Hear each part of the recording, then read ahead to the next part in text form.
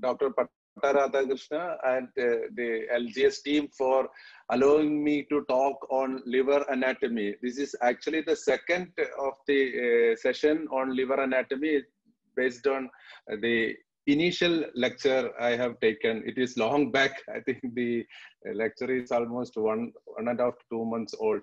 I'm seeing many senior professors, including Dayananda Babu sir and Rajan sir. I'm very happy.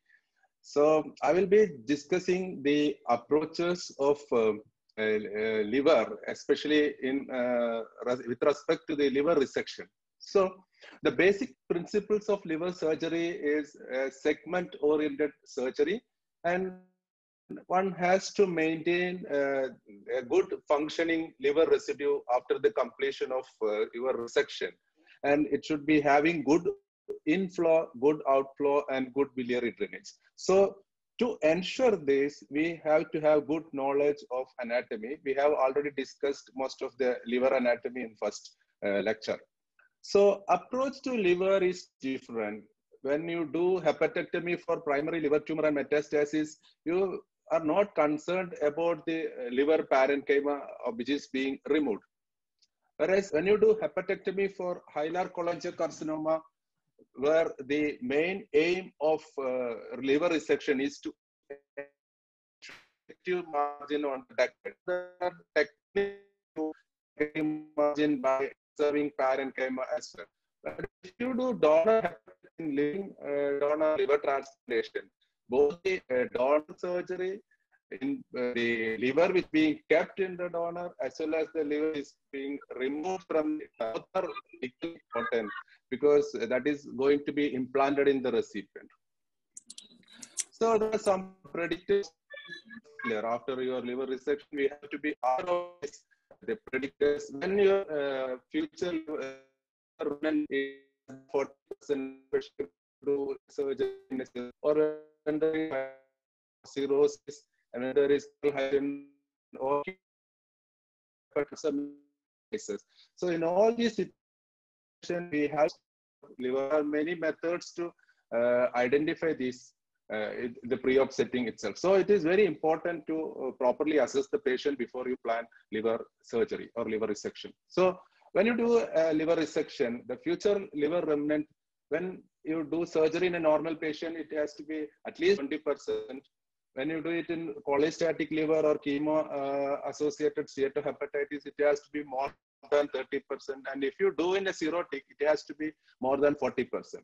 So a standard right hepatectomy will leave behind around 31% of residual liver. That means segment 2, 3, and 4.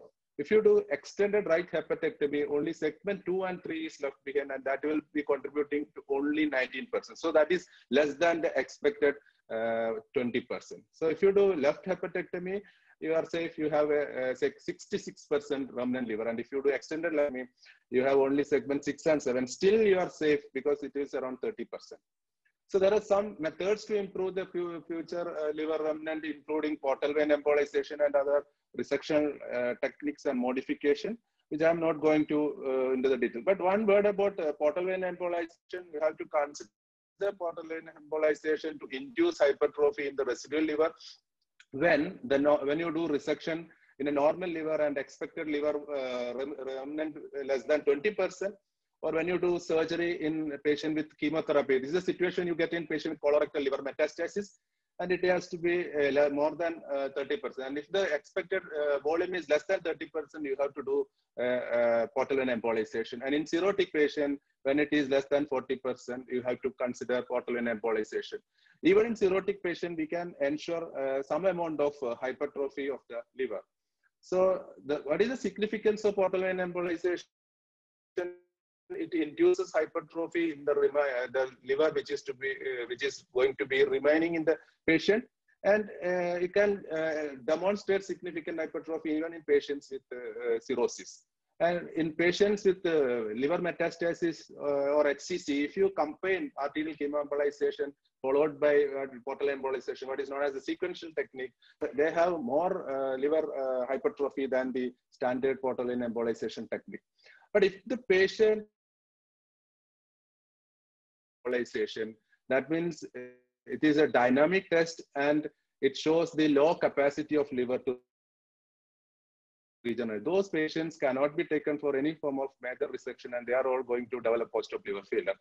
So there are many approaches to liver based on the access to the abdomen. Either you have the open, laparoscopic, hybrid, or robotic approach. Nowadays, the robotic approaches are more and more available.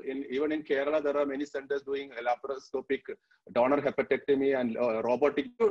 Do surgery based on the underlying pathology. When you do for tumor or when you do for donor hepatectomy, it can be a radical surgery for a tumor, or it can be donor hepatectomy where nothing is concerned about the tumor, where you do a standard liver resection with good maintenance of inflow and outflow. When you do it based on the anatomy, it can be a segment-oriented resection or a non-anatomic, non-segment-oriented resection. And if you do liver resection with or without control, there is a technique of inflow control, or if you don't do it, you have the other approach.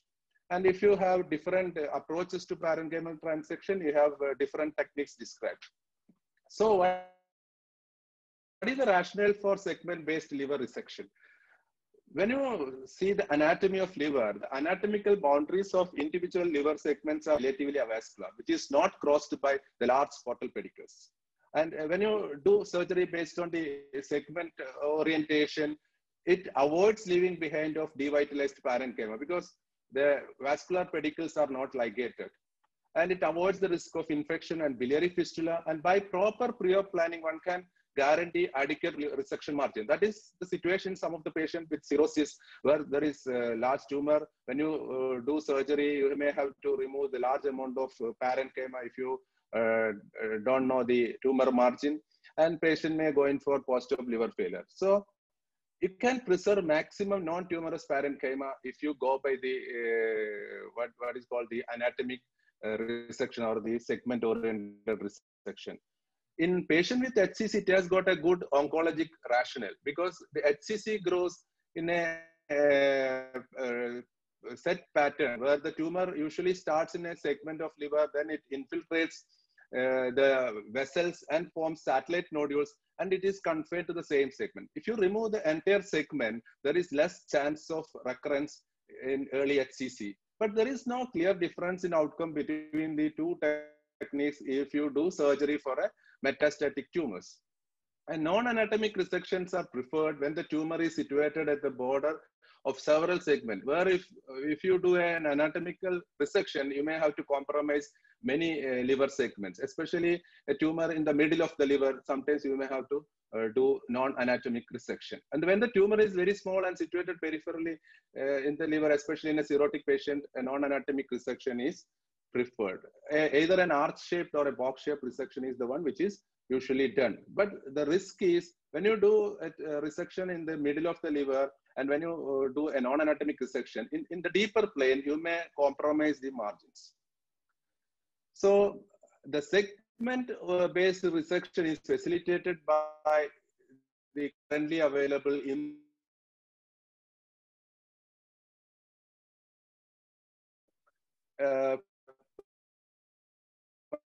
intraoperative ultrasound. When you see cirrhotic patients and when you explore patients for surgery, you may see there are nodules, but you cannot clearly differentiate tumor from the cirrhotic nodule or regenerative nodule. But if you use intraoperative ultrasound, you can have the characteristic features described on ultrasound, and you can actually identify the tumor. In around 25% of patients with cirrhosis, intraoperative ultrasound changed the pre-operative surgical strategy.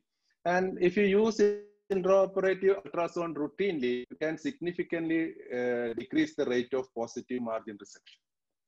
So when you have intraoperative ultrasound, first you look at the surface anatomy, then you do general inspection of the liver, then you do systematic anatomy study, identify all the three hepatic veins, portal vein, bifurcation, individual inert segment, locate the tumor in the liver segment, and determine the liver segment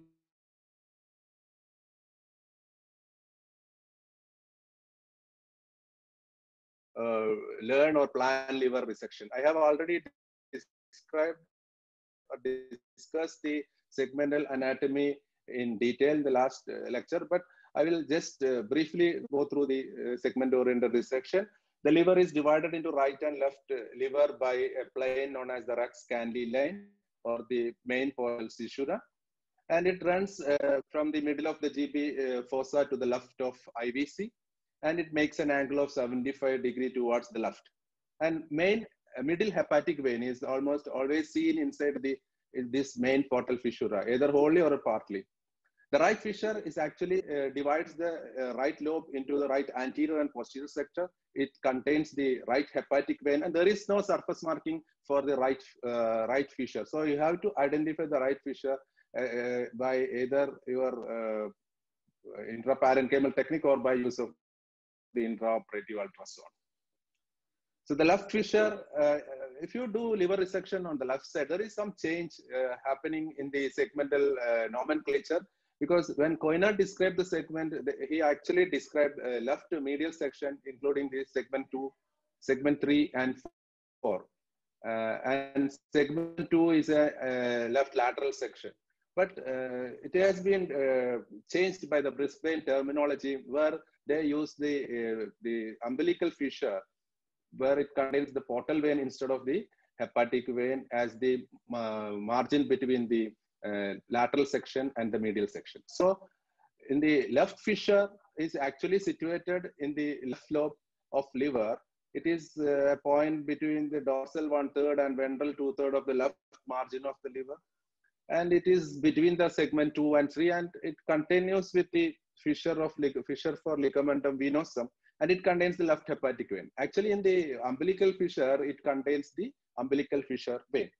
So the liver segment is numbered 1 to 8 in clockwise direction when you look from above, and it is the anti-clockwise direction when you look from the visceral surface.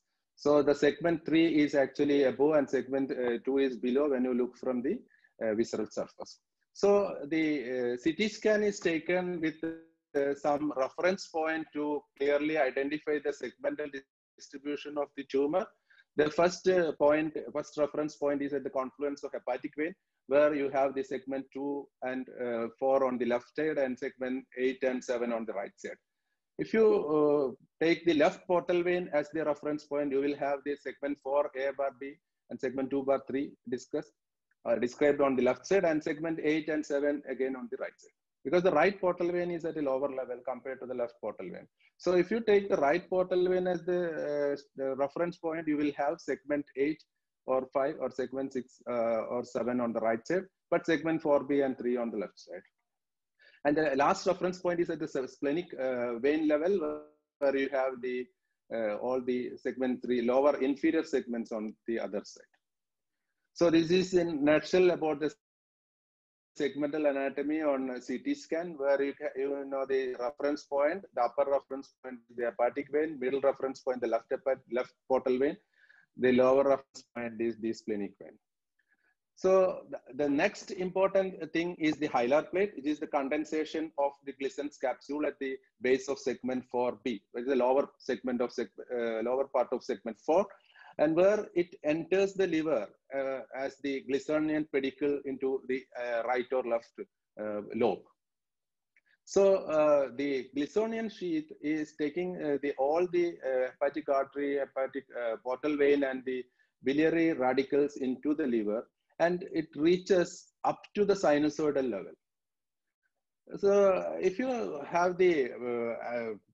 have some patients with biliary stricture, or when you do surgery for hilar cholangiocarcinoma, if you need to get extra length on the left side, you have to do something known as the lowering of hilar plate. We have discussed in detail, where you make an incision at the base of segment 4B, where you just retract the segment 4B up and they push the pedicle down. Sometimes there may be small vessels, especially on the posterior aspect. Anterior aspect, there is no vessel. Usually it is avascular. It is usually done in patients with hilar cholangiocarcinoma along with the resection of the segment 4. The cystic plate is the second structure, which is located in the GB bed, and the posterior edge lies above the Canlis line. There is a spelling mistake, Canlis line in the hilar area. In about 83% of patients, the posterior edge of cystic plate is located on the right side of right portal vein branch. The umbilical plate is located in the umbilical fissure or the rectus rex and contains the duct and blood vessels to segment 2 and 3. At the level of umbilical plate can distinguish 3 concentric planes.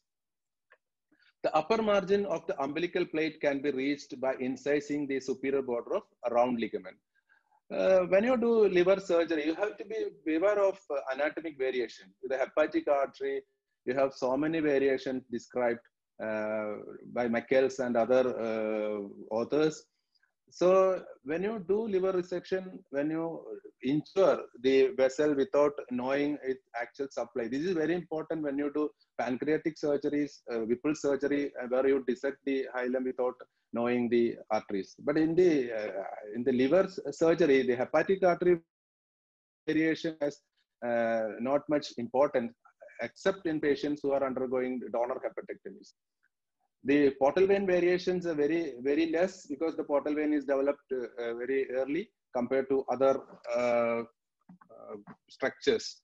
So if you have a portal vein anatomy like type D or type E, we have described that these patients are prone for devascularization of the left lobe when you do the resection.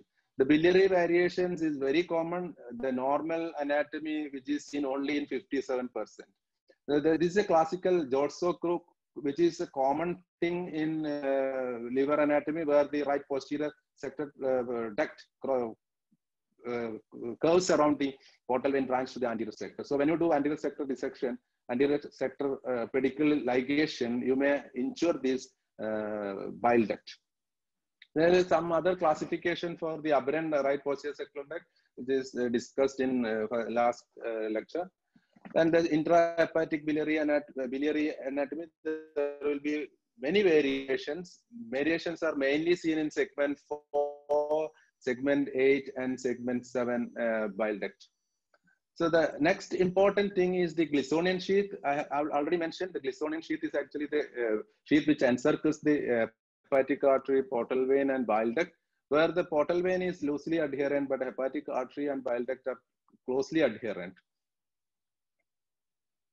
So this is the picture showing the Glissonian pedicle. You can see it is going up to the terminal branch of the liver, including the liver segments and subsegments up to the level of sinusoids.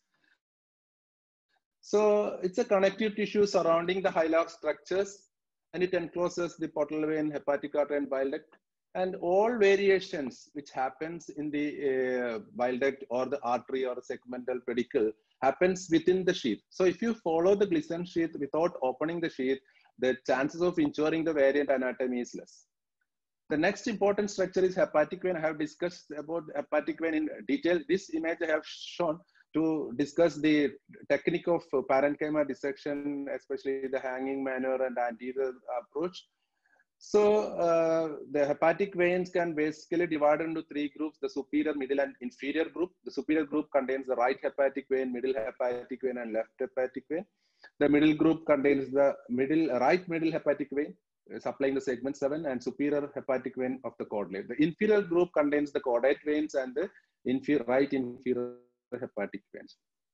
So when you do liver resection, you can either do resection with primary control of vascular pedicle or without the control of vascular pedicle. So when you want to do vascular control, want to get vascular control, you have many methods, including the Pringle maneuver, selective Pringles, selective occlusion of the pedicle using the portal, the balloon catheters, or you can use the Glissonian pedicle approach, where you identify the Glissonian pedicle to the particular segment and clamp it.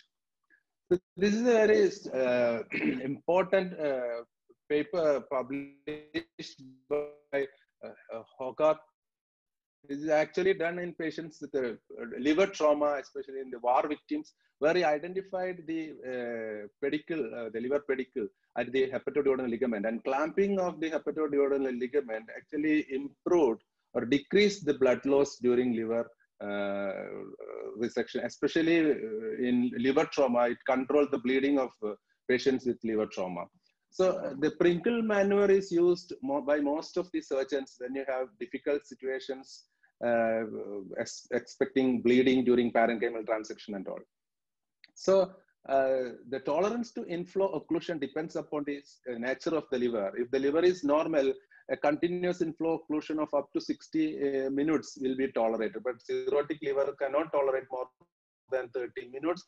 There is something known as ischemic preconditioning, where you use 10 minutes of clamping and 10 minutes of release and then continued clamping for the next few minutes. That is not tolerated by cirrhotic liver.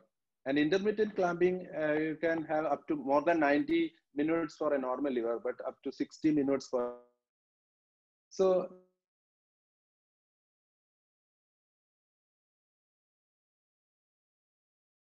bleeding from the hepatic veins or aberrant hepatic arteries.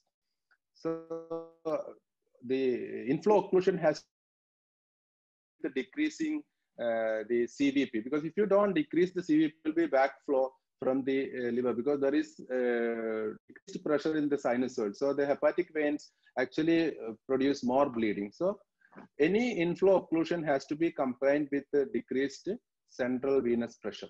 So total vascular exclusion is described by Heaney in 1970, where you clamp the hepatic inflow as well as supra and infrahepatic IVC. Extensive dissection of the IVC and mobilization of IVC. But prolonged total vascular exclusion can lead to renal injury, splanchnic congestion, systemic hemodynamic instability changes. But you may have to consider total vascular exclusion when you do surgery on a large tumor which infiltrates the hepatic confluence at the upper part. But you can always do a test clamping. If the test clamping is not tolerated by the patient, you may have to do a veno-venous bypass to avoid the hemodynamic instability.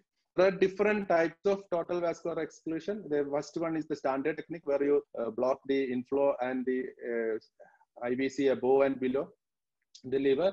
The second is total vascular exclusion preserving the caval flow, where you don't clamp the IVC, only clamp the hepatic vein. The third technique is total vascular exclusion with in situ hypothermic perfusion, where you, just like the donor, you just infuse the perfusing liquid into the inflow. And the next thing is called the total vascular exclusion by preserving caval inflow and portocaval shunt. Instead of occluding the portal vein, they just do a portocaval shunt. And last technique is known as the anticitum resection, liver resection, which is described by Pichelmeyer, where they clamp the hepatic vein above and below, and the liver is mobilized and taken forward, where you can access the posterior aspect of liver and remove the tumor under vision.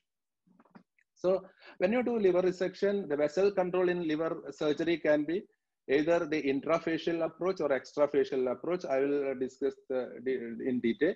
And the hepatic vein can be controlled either intraparenchymally or extraparenchymally. There are many incisions described for liver. I'm not going to detail the Mercedes-Benz incision, the classical Makuuchi incision, and the incision which we follow is called the Rio Branco incision, where it is called the modified Makuuchi incision, where you make a midline incision and which is taken into the right side extension transversely. So it gives a very good exposure to all the liver resections and all upper abdominal surgery, including Whipple, pancreatic resection, spray section. The approaches to Glissonian sheath can be divided into intrafascial approach, extrafacial approach, and transfissural approach. The intrafascial approach is the classical technique followed by most of the English-speaking countries, where they separate the individual component of the liver hilum and ligate it. Extrafacial approach is actually the sheath, all sheath of portal pedicle is enclosed, dissected directly, and there is no dissection inside the facial sheath. And there is another technique called the transfissural approach. So all these are possible because of this Linux capsule. I have discussed about Linux capsule, which is the capsule which covering the entire liver surface, which extends into the liver along the Glissonian pedicle. Actually, Glissonian capsule is seen only at the liver hilum. Glissonian sheath is seen only at the liver hilum, but Linux capsule covers the entire liver. And it extends into the hepatic parenchyma surrounding the Glissonian pedicle and the plate system of liver. And there exists some gap between the Linux capsule and Glissonian pedicle. And these are the area where we can isolate the pedicle from the liver parenchyma without injury to the parenchyma. So this is the Linux capsule. You can see the orange line, which starts and covers the entire liver, including the bare area of liver, and it extends into the liver parenchyma. It surrounds the hepatic vein, and there are some gray areas described. These are the area where you can separate the pedicle, the Glissonian sheath from the parenchyma. There is a natural gap between Linux capsule and the adjacent tissue. This is an important anatomic landmark in the upper part where you can expose the hepatic vein by going through this plane. You can mobilize the liver by going through this plane. And when you do the hanging manner, which I'm going to discuss later, this particular space is utilized. So intrafascial approach is described by Lothar Jacob and Roberts. These are vascular and biliary structures of the portal trinity are dissected at the hilum, just below the hilum. And it is a very difficult technique, and it is time consuming because there can be bleeding, there can be injury to the portal vein or the hepatic artery. If there is a variant anatomy, it is at risk of damage. So if you have a cholangiogram, it may be of help. But if there is no cholangiogram, if you do intrafacial approach, sometimes you can damage the variant biliary anatomy, and you can have biliary complications in the post-op. And the parenchyma, there will be ischemic line, and the parenchyma is transected along the ischemic line. And hepatic veins are mobilized and ligated extrahepatically. That is the intrafacial approach. The extrafacial approach is described by Takasaki and Galperin, where the whole sheath of pedicle is dissected directly, and it is applied either for the right or left hepatectomy. There are many modifications described for these techniques, which I will come later. And it's a tunneling technique by making small incision on the parenchyma. And if you introduce the finger to dissect the pedicle, there can be bleeding, especially from the caudate veins. And there is another technique described by Lasote, that is the suprahilar control of the right sheath. The transfissural approach, you can have two types. One is the anterior intrahepatic approach, and there is the posterior intrahepatic approach. Actually, the anterior intrahepatic approach is described by Coynard and popularized by Toom. So there is extrahepatic clamping of pedicle. It is usually, first described by Coynard for left hepatectomy. Hepatic veins are not dissected extrahepatically, and the section with an incision along the fissura, and the pedicles are isolated last, where there is no control of the liver pedicle in the first instance, where they cut along the line of dissection and identify the pedicle and ligate the pedicle. Whereas the posterior intrahepatic approach, popularized by Waloean and Jamieson, they actually compare the intrahepatic approach to the Glissonian sheath approach with early division of the hepatic pedicle. So there is no risk of bleeding during parenchymal transection. It is done through the dorsal fissure. A dorsal fissure is actually the line which extends from the posterior aspect of the hilar fissure towards the hepatic vein confluence. So the lower picture shows the incision made by Waloean for isolating the pedicle at the hilum. So this is the technique where they make incisions, they isolate the pedicles to individual liver sections, like the right anterior section, posterior section, and left.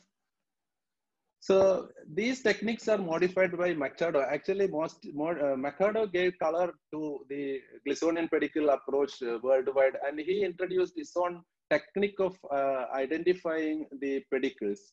So he did the portal triad encircling first, and then he identified the pedicle based on the angle of dissection, where the hepatic parenchyma is dissected very close to the hilum. He made multiple incisions. This is the incisions made by Machado, where introduction of the long curved clamp at 30 degree will actually take the right anterior sexual pedicle, and when you do it by 60 degree, you take the right pedicle completely. So this is a small video which I got from the net. You can just go through this text.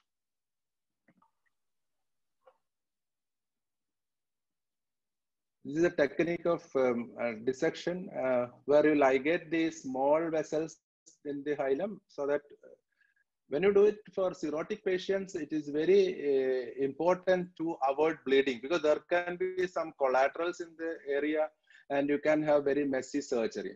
So here you make a dissection along the relatively avascular plane and identify the, so you can have the separate incision for the anterior, right anterior pedicle and the common pedicle. And when you use the clamps, so this is the for the anterior pedicle. So that is the right anterior pedicle. Then we make another incision in the posterior aspect.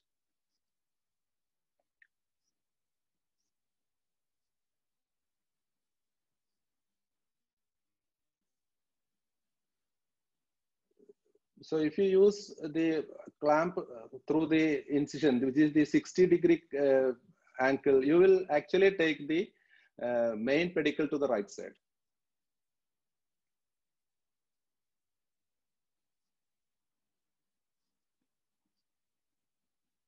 And if you take the tape through the second and third incision, you can actually take the pedicle to the posterior sector as well.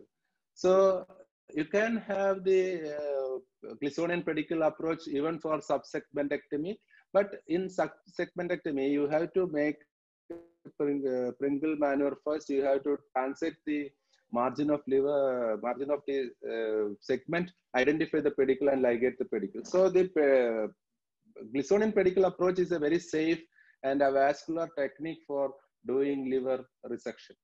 So when you do liver resection based on the extrahepatic Glisonian pedicle, there are 6 gates described based on the Linux capsule gap and the Glisonian pedicle gap.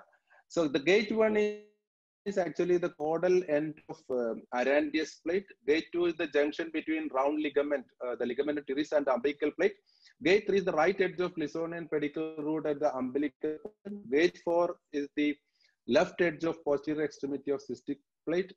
Gate 5 is the bifurcation of right main pedicle, and gate 6 is the space between posterior Glisson pedicle and G1C. So these are the gates described.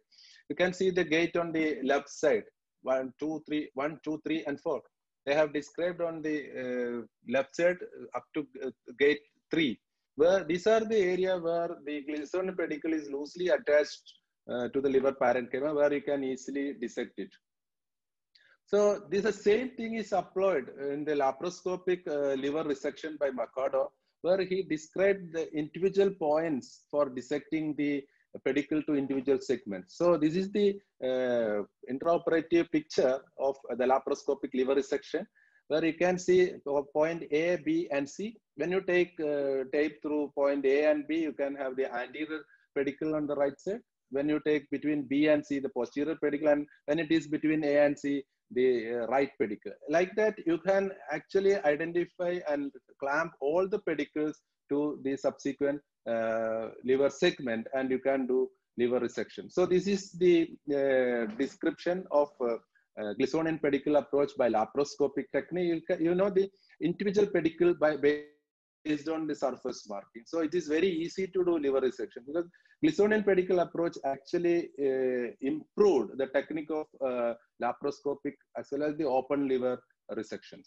So this is the ischemic zone produced by ligation of the individual pedicle based on these points by Machado.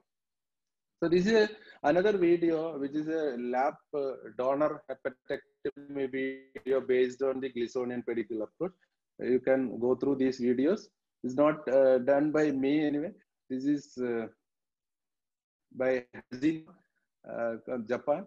He has done this surgery, and where he is doing the same Glisonian pedicle approach which we mentioned in the open technique, where he identifies the suprahilar space, then introduces the long clamp, and posteriorly he takes the, it comes through the posterior in a vascular. He has actually ligated the G1C, that is the right-sided caudate veins to avoid bleeding during the transection.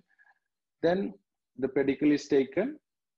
Then he transected the liver along the ischemic line. This is actually a donor hepatectomy where the liver transection is done by NCL or harmonics. And in the liver, you can see the middle hepatic vein branches, the segment 5 branches to middle hepatic vein, where they take not the middle hepatic vein, take only the branches of middle hepatic vein. So the next is the same approach laparoscopically on the left side, where you can see the dissection at the hilar base of the umbilical fissure. Arrangeous ligament has to be cut first. Then the plane is created at the space where there is a gap between the Linnaeus capsule and the Glissonian pedicle, and introduce the instrument. You can see the cut edge of the Glissonian, the arrangeous plane, which is held by the forceps. And now the clamp has encircled the pedicle to the left lateral section. Then ligating, then applying clamps, you can actually identify the demarcation line, and then they transect along the parenchymal demarcation line. So the Glissonian pedicle approach actually revolutionized the liver resection technique. So what is the conventional approach to liver resection? It is first mobilize the liver, do inflow occlusion, do ligation of the hepatic vein, do parenchymal transection, and remove the specimen. But these are the ligaments which you have to cut for mobilizing the liver: falciform ligament, coronary ligament, and lesser omentum. Then there are some named ligaments. The arrangeous ligament is an important landmark when you do Glissonian pedicle, because it actually attaches to the caudal end of the umbilical fissure.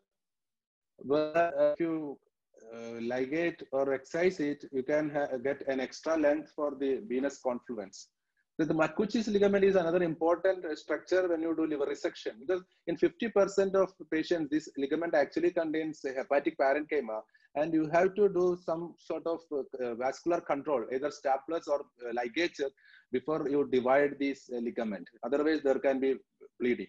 So if you do ligation of Makuuchi's ligament, you can get good access to the hepatic vein and IVC below the diaphragm. The technique of parenchyma dissection ranges between the Kelly clamp and bipolar technique, the water jet dissector, ultrasonic dissector, ultrasound cutting and coagulation, the harmonic scalpel, where you use high frequency current, whereas in the ultrasonic dissection, you use the CUSA, where the frequency is low. You can use dissecting sealer and RF probe. So what is the disadvantage of the conventional approach? If you mobilize and turn the liver to the other side, there is some risk of rupture, especially when you do surgery for a large liver tumor. There can be bleeding from avulsion of hepatic vein or caval branches, and a patient can have hemodynamic instability when you do it for a cirrhotic patient by compressing of the IVC, or even the compressing on the left pedicle or the opposite pedicle actually damages the graft or the residual liver. It is very important in patients with cirrhosis, because when you clamp when you produce some form of occlusion to the remnant liver, patient can have problem in the post-op. They may develop post-operative liver failure. So to avoid this, the anterior approach is described by Ozawa. It is actually considered as a no-touch technique, where they don't mobilize the liver at all. They first do primary hilar control without mobilization of right lobe. Then what they do the parenchymal transection. Then finally they ligate the hepatic veins and the mobilization before removal of the tumor. So if you do by the surgery by the anterior approach, there is reduced risk of bacterial translocation, because you won't compress the liver, especially when you do it for infectious condition or other intra-abdominal abscess, chronic abscesses. And in patients with liver tumors, it actually decreases the chance of tumor dissemination. So some prospective randomized control trial published by Estefan's group, way back in 2004, they have shown that there is a definite improvement in outcome when you do the anterior approach compared to the conventional approach. So they have shown very good outcome in patients who underwent surgery by the anterior approach method, especially in the early stage tumors. But there is a disadvantage because we don't mobilize the liver. And when you do parenchymal transection, if there is a major bleed in the depth of the parenchymal transection plane, it's very difficult to control. Patient can have massive bleeding and sometimes patient can succumb. One of the most important predictor of post-op outcome in liver surgery is the amount of blood loss during liver transection, parenchymal transection or the resection. So if you have major bleeding, that can adversely affect the outcome. So to avoid the injury of the deeper veins like the IVC and the hepatic vein, there is a hanging maneuver which is described by Belgici. So liver hanging maneuver is a technique of passing a tab in the retrohepatic avascular space, and it actually facilitates the anterior approach. You can use it for any type of hepatectomy, and a success rate of 90% is described for HCC and colorectal metastasis. But if there is a previous liver surgery which attempts at in the plane, in the retrohepatic plane, you can have a problem in hanging maneuver. So, you know the anatomy of IVC. So the left anterolateral part of retrohepatic IVC receives the caudate process vein in the middle portion and right side. So there are some veins which drains directly into the IVC in the retrohepatic portion. So there is a plane in the 10 o'clock, 11 o'clock position, which is relatively avascular, where there is no risk of vein, a small vein or the short hepatic vein. You can tunnel it and take a tape in that avascular plane and you can hang the liver. So this is the technique described, where you know the plane of the middle hepatic vein and the right hepatic vein, that avascular plane. They created, they opened the space, and finally the hepatic, the branches, the hepatic vein going to the IVC is ligated. So this is the space which I was mentioning.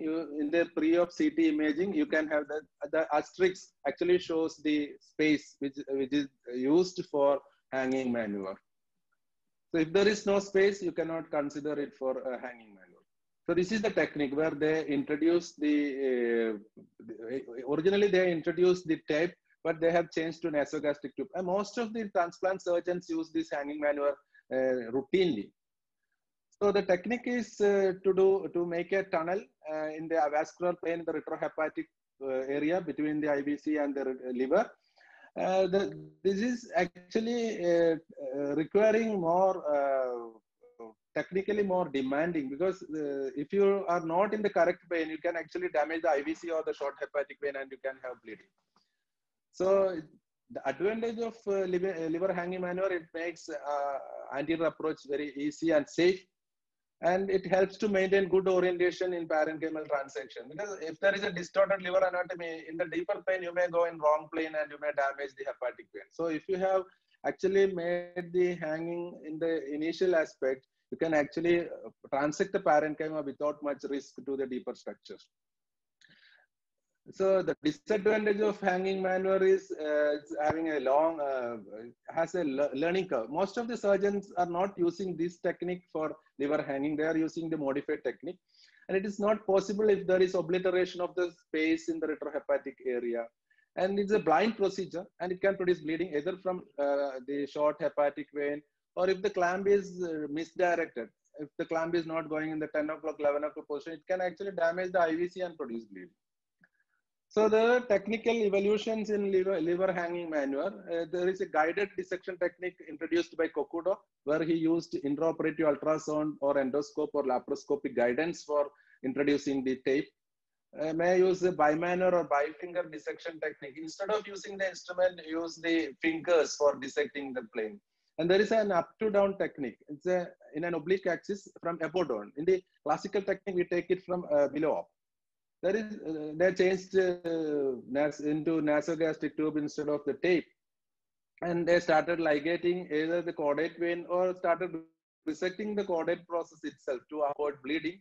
And there is a technique described by Chen that is known as the double hanging method, where he actually introduced the tape not through the space between the right hepatic vein and the middle hepatic vein. Actually, he took the tape between the IVC and the right hepatic vein.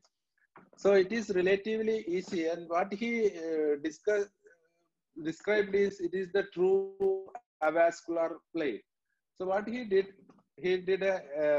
expose the right adrenal gland using the right index finger, dissected the space between the hepatic parenchyma and the right anterior and superior edge of right adrenal gland, and then a right side of IVC.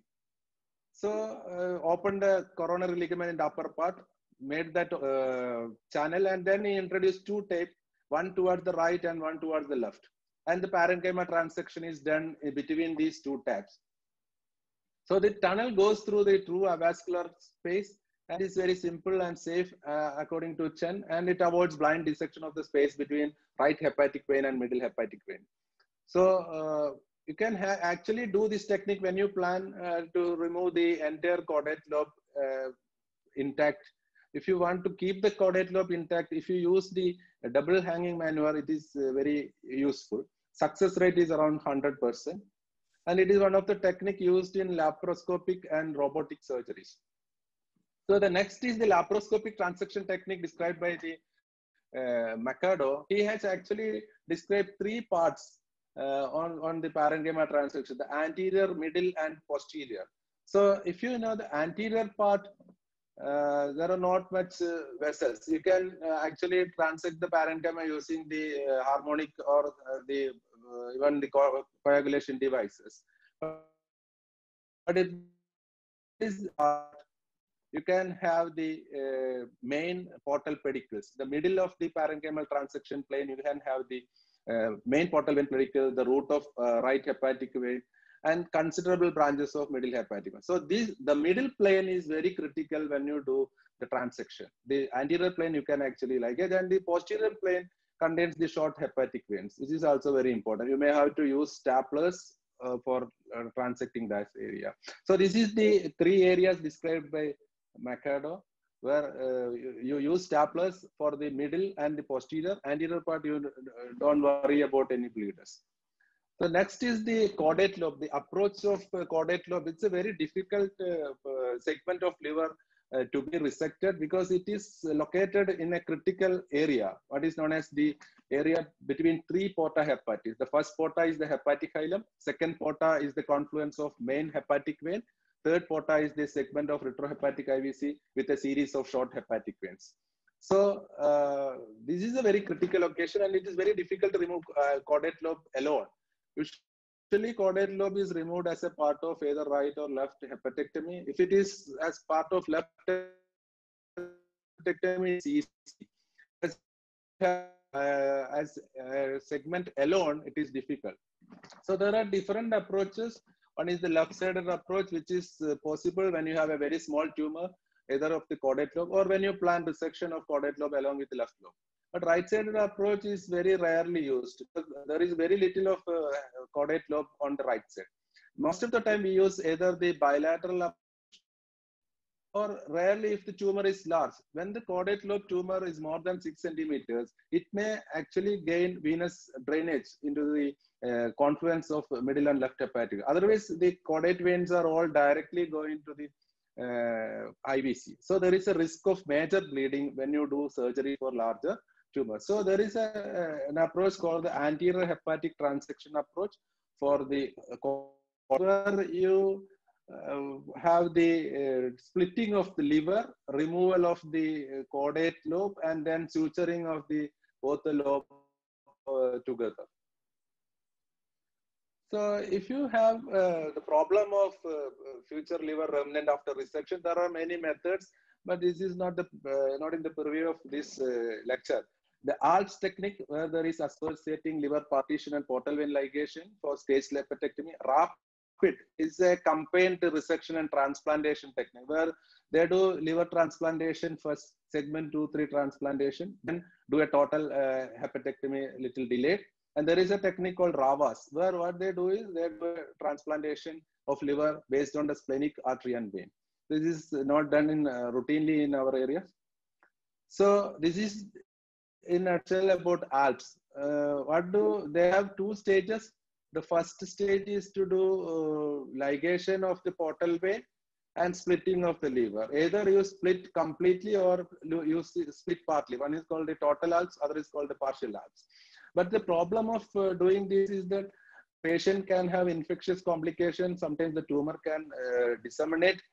And if you see the size of the liver, there will be tremendous increase in size, but that will not be extrapolated to the actual parenchymal function, because the liver cells are increasing in size not because of increased number of cells. Actually, the individual cells are becoming larger. So the outcome of the remnant after Alps is not as good as the portal vein embolization.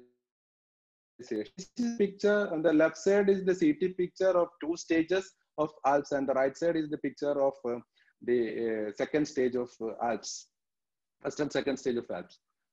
Thank you for your patient hearing.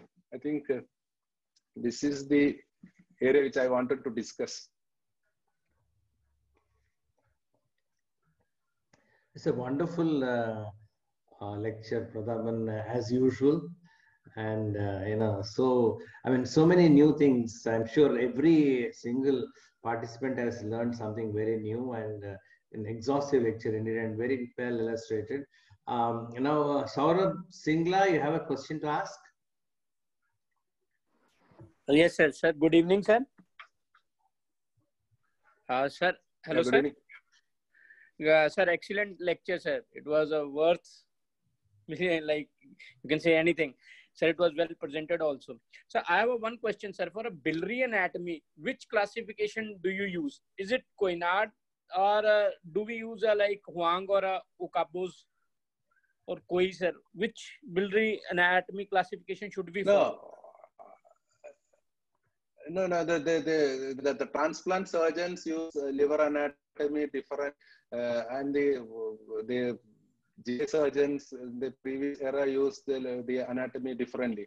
But the standard textbook still follows the biliary anatomy, the variant anatomy, which I discussed. This is the one which most of the textbook describes. So this is actually the major description. Yeah. This is available in Healy's original textbook. So this is actually the Coinards, but the transplant people everywhere follows the Choi, that thing, that MRCP. Choi technique, choice, because they use intraoperative cholangiogram routinely, and they identify all the variant anatomy, and they can discuss and describe all the variations. Some of the variations most of us has not seen so far, but if you are in the transplant setting, you are likely to see all these variant anatomy, because you are doing routine MRCP for all patients or potential liver donors. Okay. Okay, sir. Okay, sir. From a MCH exam point of view, we should know only this type. This, because if you say type A, this is type A. Okay, it's not the choice classification. This is the standard classification by the Coinard group. Okay, sir. Thank you so much, sir. Thank you so much. So any other comment or a question? Yeah, Dr. Patta, this is Dr. Ramakrishnan from Cancer Institute. Can I ask a question? Yeah, sure, sure. By all means. Ramakrishnan, actually, we badly wanted you here in Learning General Surgery. I tried contacted you, but I think you're a very busy person. So he is my MBBS classmate. Oh, really? Robin is a good friend and classmate of mine. I called him a couple of times. He wanted gastric cancer and advanced gastric cancer, etc. But I hope someday you'll talk to us, Ramakrishnan. Sure. Yeah, I'm so happy to hear Prathapan delivering this wonderful lecture.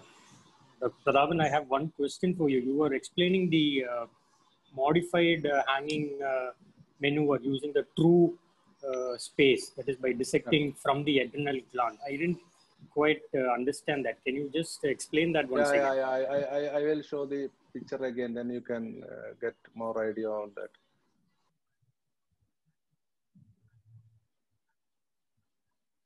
So this is the double hanging maneuver which I was mentioning.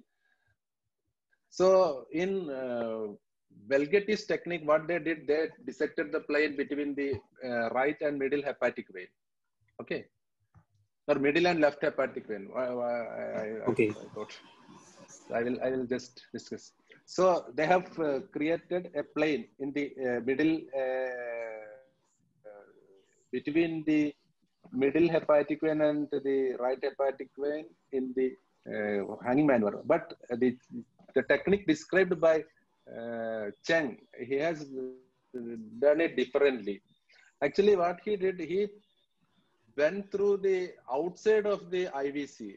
Actually, when you do liver resection, the adrenal gland, adrenal veins, etc. are ligated, and in that plane only he dissected and reached the right hepatic vein and introduced the tape. Actually, the modified hanging maneuver is used by most of the transplant surgeons. They don't use the double hanging maneuver. Instead, they use modified hanging maneuver using the single tape, where the tape is coming between the right hepatic vein and the IVC margin rather than between the right hepatic vein and the middle hepatic vein. Okay, so he took two tape, and one was kept toward the left and other kept toward the right, and the middle of the parent, the area which he transected. So that is the modified method, but we use the modified hanging maneuver where we take the tape in the plane between right hepatic vein and the IVC. Because the plane in the retrohepatic space described by Velgetti is a very difficult plane. Sometimes you can have major bleeding. It's very difficult. So, I mean, Prathapan, you think this is safer? Chen's is more safer than the conventional hanging maneuver? Yeah, the modified technique is safer, sir. Okay. Right. Yeah, the main aim of hanging is to avoid direct damage to IVC or the major hepatic vein, which you can get by this modified technique. Right. Thank you, Prathapan. Okay. So any other comment before we close the session? But thanks, Prathapan, yet again at another excellent anatomy session. But we never knew that anatomy can be so interesting at this point of life. But then this clinical anatomy is so interesting and so well presented. Thank you. Thanks, and then thanks for your time. And then we'll see you again. Yes, thanks, everyone. Yes, thank you. Thank you, sir.